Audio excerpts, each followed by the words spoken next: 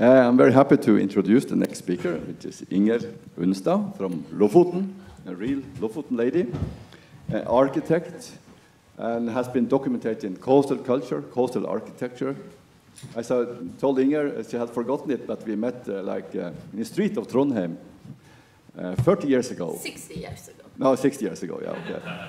30 years ago. And then we were standing there for, I think it was 2.5 hours, just talking about her thesis about the coastal buildings. It was very interesting and for me, very full of knowledge. So thank you for that. And now we will hear some about this. Thank you. Yeah. I don't do that. I need to walk when I'm speaking. So do you hear me when I'm standing here? Better to have this. That's better. My name is Unstad. I'm from Lofoten, and I'm educated as an architect in Trondheim. And when I started on my diploma, I wanted to do something historical. So then I said I will write about the buildings in the northern part of Norway. And there was nothing to read about, nothing I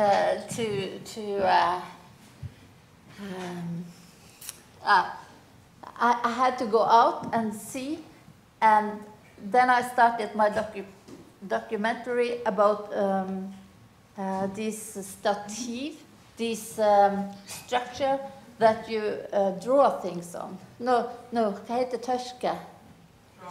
Dry things on, yeah. And then I've done that by talking to people, not to read. So I've been out interviewing people for maybe 30 years. And when you find something, you say, what's this? And they say, this thing we found, someone found maybe 2 weeks ago. And then he said, this is a søkk, something you put on the garn. Fishing nets. Fishing nets, thank you. And I said, how old is this? What do you call this hole? Who made it? And they said, we don't know, because you have lost the words. You have the things, but you have lost the words. And I say, isn't it too small? And they said, I don't know, but it's the way you use it. And I say, I don't believe you because you're just talking. But this is the same like this. And I said, but what happened? Why is it so small? And maybe it's not for the fishing nets. When I started my work, I lived in Lofoten and was educated in Trondheim. That's a big city with a lot of architects. And then I go to Moskenes and saw this construction, and I said, what's that? I never seen it, because I'm not a fisherman's daughter. I've grown up in the middle of the island, and there's no fisherman's equipment. And I didn't know what that was.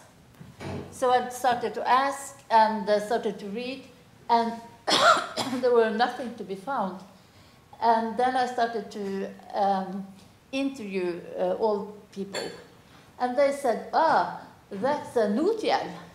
That's where you're drying the fishing net. And I said, what? And then they draw this for me, and then they tell me how to use it, and all the words. You know, when you're making something, you have a lot of words. And when I talk to an architect, we have our words. And when the fisherman and the carpenter talk together, they have other words. So I was documenting these words, and I measured this nutjell and made a model of it. And then I was finished my education. I went up to north to Finnmark, and then there was another one. And people tell me when the war, in the end of the war, everything was burned in Finnmark, and they have to rebuild it.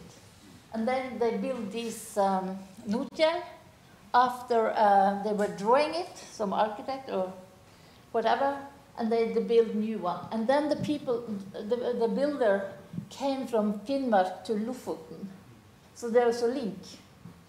And I once found a drawing of this, but everything is gone. And no one had studied it. There's Ingebjørg Hage. She's been studying gjenreisnings architecture, but she's not studying the fishermen's gjenreisnings houses. This one is protected by law, and I don't know how it is now, but maybe Randi knows about if it's fall down or not. But I was speaking to people, and I met an old man, told me, and he was in engineering. So he made this one for me and said, oh, people come from Finnmark and they made them here. And then I was traveling all over the northern part of Norway and registered it like this because I want some order. And now there's a man who has made a book of it. So now you can read about it. There are different big or small and then there's the fact that you have this construction to put something on to dry it. And when you, like this from Værøy, they have plastics, but this one is cotton and hemp. And then you had to put it up and dry it, and all these things have words. And when these things are away, you lose these words. So I've been talking to people and asked, how do you do it? And they said, we used kattego. And I don't know nothing about it. And then they tell me about blåstein and all these things that you use, and for how long they should be in this boiling. So I collected words all the time. And it's all about drying things. So in Lofoten, we dry fish, but we also dry the head of the fish. And when we dry the fish, the head of the fish, we need this construction. But we also need this, hva heter tråd? Bomull. Strange, yeah. And that has also a name. And someone is making it. When I was young, the old man sat and made them. But now they're coming from Poland. And they have names of, it's a hunk. So when I talk to fishermen, they use other words. And these words are, we are losing them. But maybe we will find some of these, but we have lost the words. These are the construction Yale. I was looking in internet to have these English words for fishing, fiskehjell, but I didn't find it. You call them scaffold. Staffel. Okay, scuffle. Scuffle. Okay, I say fiskehjell. This is for drying heads, fishing them. And we do that in Lofoten a lot. But in the winter time or in the autumn, no, after they have been taking the head away, you have to do something with this.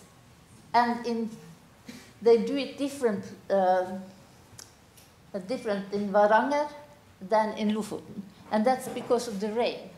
So in Varanger, they did put it like this. But in Lofoten, you put it like this, or you put it in roveskjul, small houses.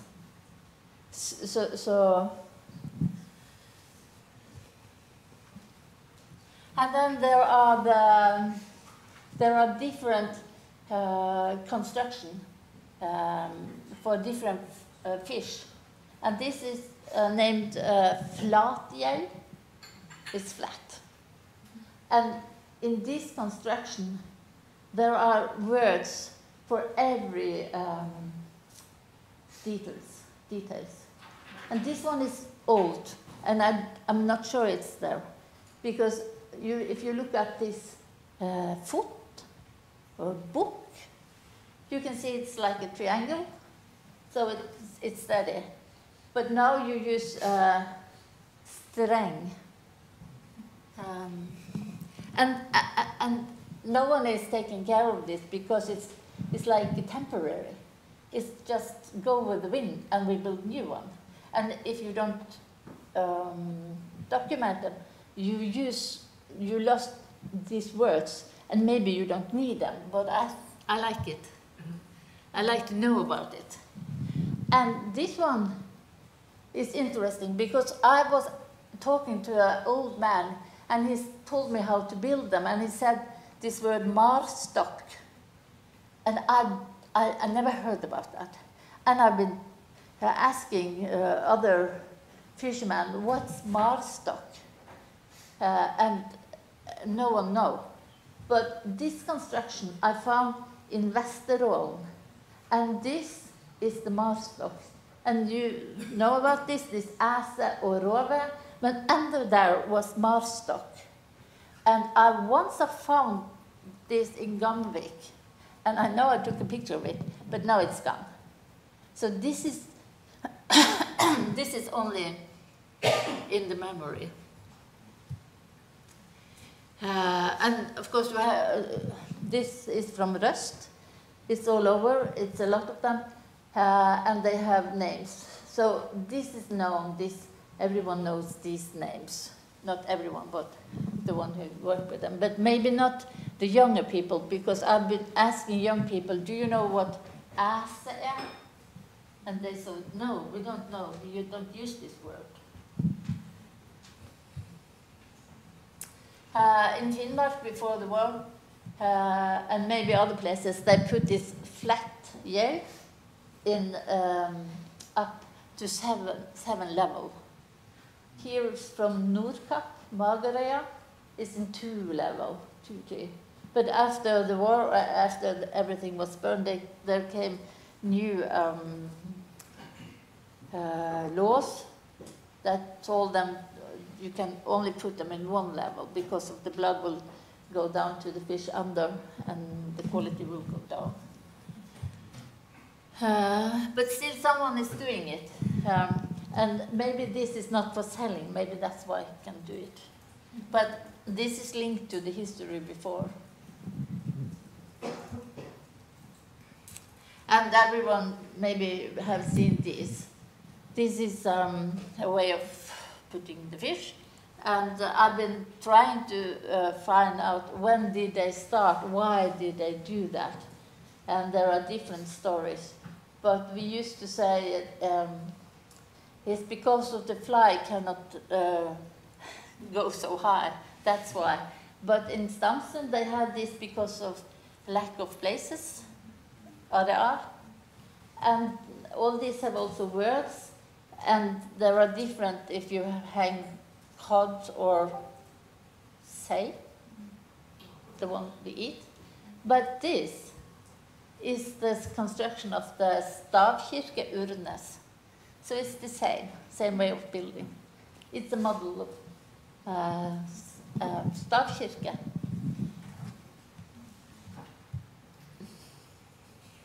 And then there are these constructions, and these are not in the system.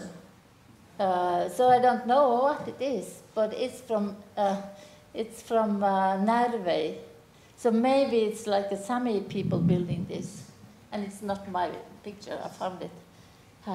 So if I should tell about this, I think it has something about places that build the way they built before the war, but because after the war you started to build in a new tradition.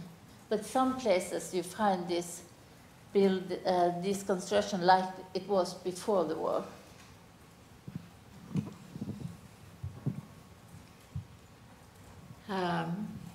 It's still about drying things. You hang something because it's wet. So I've been working with klessjå, these small houses where you put your clothes after washing it. You have to put it somewhere. And here you have this stativ, yeah. But in Røst, you said this is we have this fiskegjeld. In Røst, people said klesgjeld. It's the same. It's a construction where you put something for dry. And in Lofoten, we have these houses like this, small houses, where you go with when you finish washing and your clothes, and you hang them. And you need it because it's raining so much and it's so windy. You can't hang it outside. So I've been interviewing a lot of people about this. I've been talking to her. She grew up with this, the last one, and she's telling me how you do it, how you use your hand, how you wash the clothes in the river, and the need of having this building. There are still a lot of them in Lofoten, but in Varanger, where I lived for 30 years, there's no one. And I asked them, why don't you have these small houses? It's not raining there. It's not weather. It's no storm, no rain, no nothing. You put them outside and you take them in. But in Lofoten you have them. And no one of them are...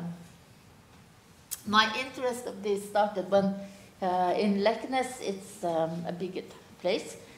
They were tearing one down, and I said, you cannot do it. And they said, why? Because they are interesting and there's not so many left.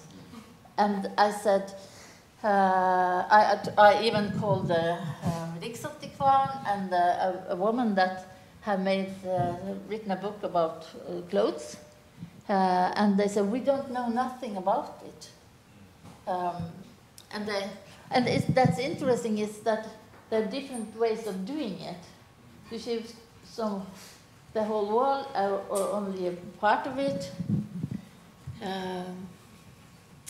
This one it's in Vikten, and I asked the lady. I spoke with the lady who owned it, and I spoke with her grandchild, and he said, no, it's for the sheep. It's the air come in and out. And I said, no, I think it's for the clothes. And he didn't know, but her mother or grandmother told me about it. And this one is not available. They have torn it down because it's so old and it's nothing. And I said, you cannot do it. But they did. But inside there, this ceiling here was this, it heter ikke bølgeblikk. But there are the British Army. So this one told a story about the First World War. And I tried to tell them that this is, if you take them away, you take away the history. But it's only me that's interesting. And so about this panel, the outside, how you do it. This one is the warmer, this one is where the wind can go through. This one is very beautiful. And I think maybe you can see that this one is from one who has money or a good carpenter. And then I started to ask, what do you call this? Do you have a name on these walls? And I asked a lot of people, and say, and I called carpenter in the planke name, someone who can all about this old way of building, and no one had names. And I think there must be a name, because when you build it, you tell, go and do like this. And then I was talking to a man in Vesterålen, a carpenter, and he said, oh, maybe I remember my uncle said something about that the sheep go on remma floors. Hva heter reim?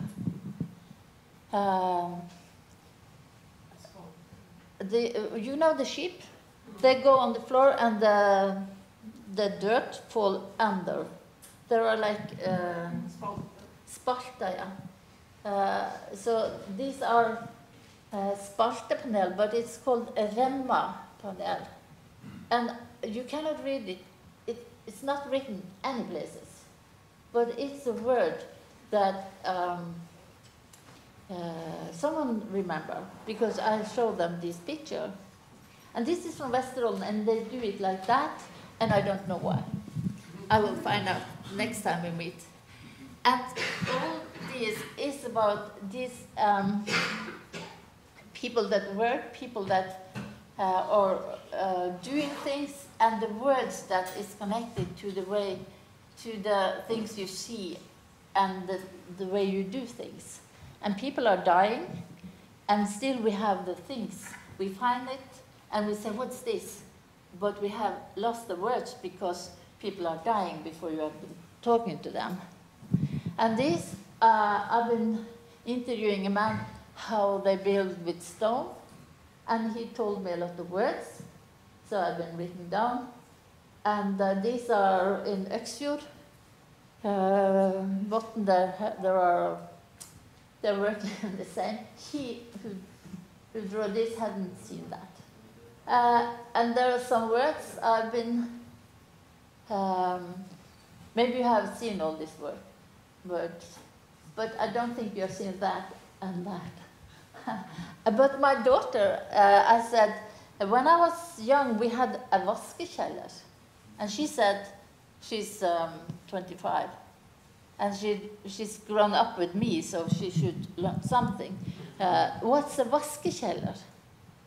But you know what it is. And you know the feeling that when you go there and it's the stone under your feet and all this. And then there's what happened now with this klesgjeld, that we have this machine that we wash our clothes. And we have this other machine that dry the clothes. So we don't need this. But that's what happened then, that we use a lot of energy, and all this plastic, microplastic go out in the sea. And the man take over and hang their fish and their meat in the klesjord. So that's the end of this story. And you said to me that I should speak about buildings in Lofoten. So there you have one more. Rorbu. Thank you.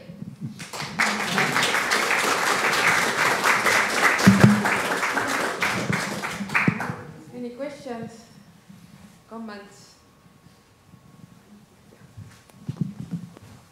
Ladies first. Oh, thank you. I've been a colleague of Inger when she came to Finnmark, and it was very interesting when she came with her knowledge about these fishing racks and this stockfish production, and so that's a good thing. And but nowadays this stockfish production is more or less escaped from Finnmark. It's still here in Lofoten and on the islands, perhaps. And but you know, in Tromsø, they used the knowledge about making this padlock shack, or what it's called, as an art installation. So and they are doing in Finnmark, in Vadsø, in your very worked, they have restored these padlock shacks, So it's a very special thing that these fisheries and the stockfish production who gave the richdom to the north, it's now more or less been art installations. And the words about it, you are doing something to that the society shall remember all these things about the words and the details, and that it's very, very good thing. So thank you.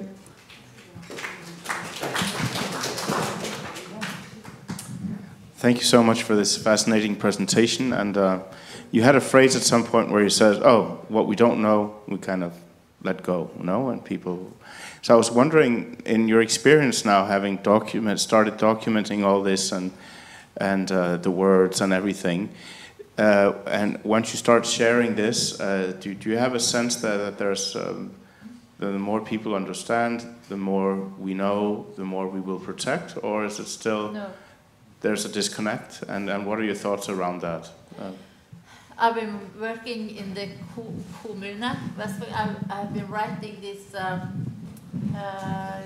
plan for the heritage in my kommune, but they are not interesting. No, I don't think they're interesting. Hello? Yeah. There are small groups of us that are interesting, and we meet like this. But the rest of the people know they're not interesting. But now I work as a journalist, and I try to write about it, and I use these old words. And my boss, he's a philosopher, and he never corrects me. So I write words, and the young people say, "You cannot do that," and my children say. And I say, you speak English, you write English, and I don't understand. So I use my old words.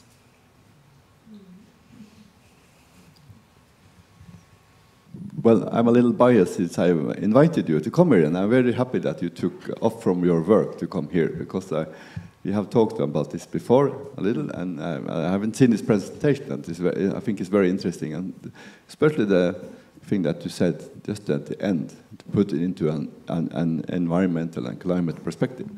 Yeah. So that's very.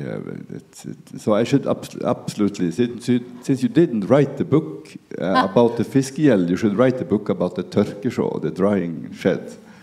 But, and you can also, when you go out here at Givær, you will find this built in. I think it was in 1970.